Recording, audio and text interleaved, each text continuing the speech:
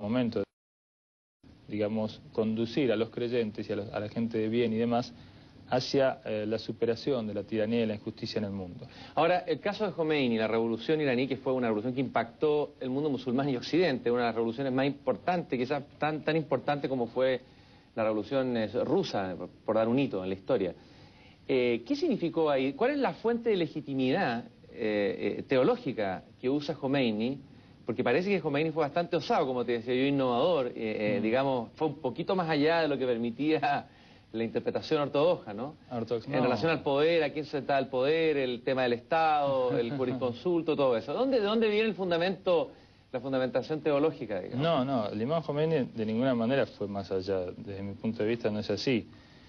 El imam Jomeini, en primer lugar, que era un gran sabio, digamos, muy reconocido por todos sus pares, como jurista y como filósofo. Él era de los 27 años, ya tenía escritos filosóficos, y era un hombre esencialmente de los centros, digamos, de enseñanza tradicional, y de una gran envergadura intelectual, maestro de ética también.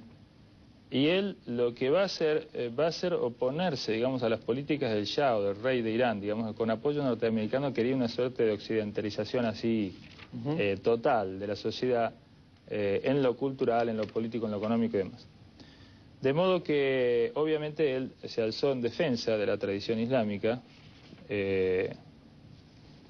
y a partir de allí, digamos, bueno, comienza un proceso que va a desencadenar en la formación de un gobierno islámico como la garantía para la preservación del Islam y la puesta en práctica del Islam, que no, por otra parte, como habíamos hablado antes, en su dimensión política puede ponerse en práctica una vez que hay un gobierno islámico que la pueda garantizar. Pero el imam, ¿en qué se fundamentó teológicamente? En el hecho justamente que decimos de que el gobierno de los asuntos islámicos debe estar en manos fundamentalmente de aquel que tenga más capacitación, más conocimiento y más piedad en su conducta en cuanto a la observancia del modo de vida islámico, del modo de vida profético, y aquel que esté más cerca de encarnar ese ideal debe tener en sus manos los asuntos de una sociedad islámica que básicamente está regida, y esto digamos con el apoyo del pueblo, por el código islámico de orden económico y político. Pero digamos, finalmente era el mismo. De modo que era mucho más legítima la aspiración y el accionar del imam Jomeini que del Shah, por ejemplo, que ya no tenía el apoyo de la gente, era impuesto. Pero él mismo teorizó y fundamentó algo en el que finalmente concentró el mismo el poder que él mismo había fundamentado. Pero déjame leerte un fragmento, esto es un tema apasionante y polémico. Este estudioso cita a varios, incluso teólogos islámicos, en que dice que Jomeini fue un poquito más allá de lo que debiera haber ido, digamos, en el sentido de fundamentar el Estado y colocarlo como un absoluto y qué sé yo. Fíjate lo que dice déjame ver si encuentro la cita. Dice, Hamid Algar, que es un teólogo, sugiere que la revolución islámica de Irán difiere de otros acontecimientos del siglo actual a los que se ha dado esta designación, por estar firmemente enraizada en su historia. Lejos de ser un cambio radical con la esencia y profundo y desarrollo de la nación iraní, es por el contrario una continuación y culminación de largos años de desarrollo político, espiritual e intelectual. Y más adelante... Ahí estamos bien. Sí, perfecto, hasta aquí vamos bien, ¿no? El estudioso dice lo siguiente. Dice, mientras que para los chiitas es uno de los fundamentos de la creencia... dice, doctrinalmente hay significativas diferencias entre la tradición chiita y sunita con respecto al sujeto de la dirección y gobierno, es el imán. Es uno de los fundamentos de la creencia, para los suníes meramente una de las ramas de la jurisprudencia.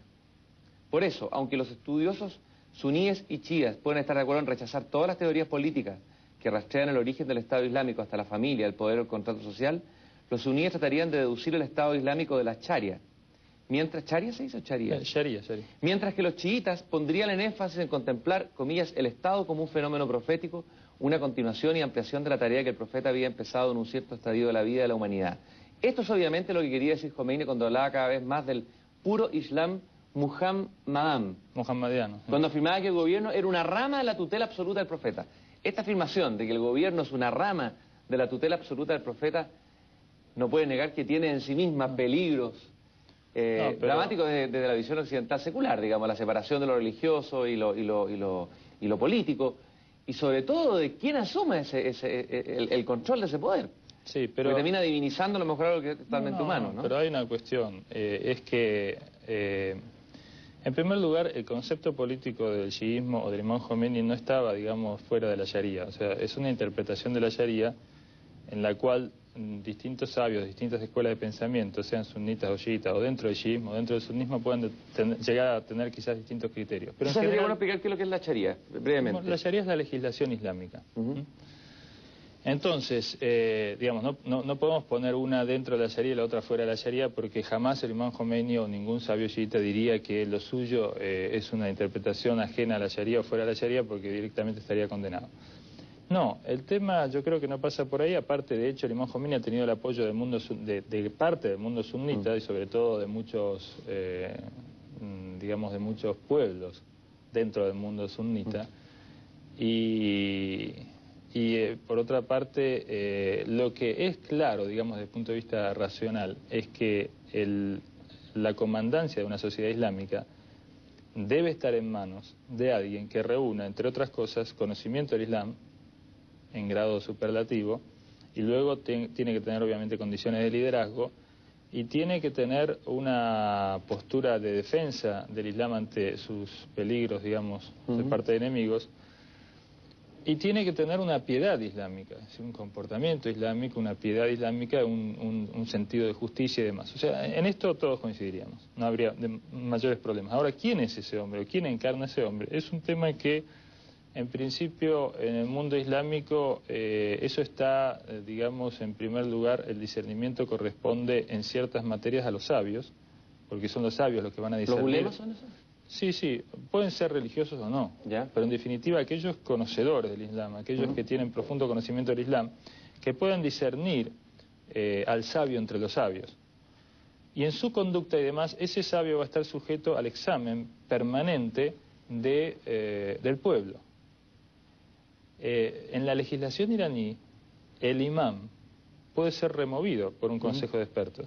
O sea, él está sujeto a la ley también, y de ninguna manera, digamos, su palabra puede en algo contradecir a la Sharia. La cuestión digamos, de modo que él es un garante de la puesta en práctica de la Sharia, no solamente él, sino los sabios y demás.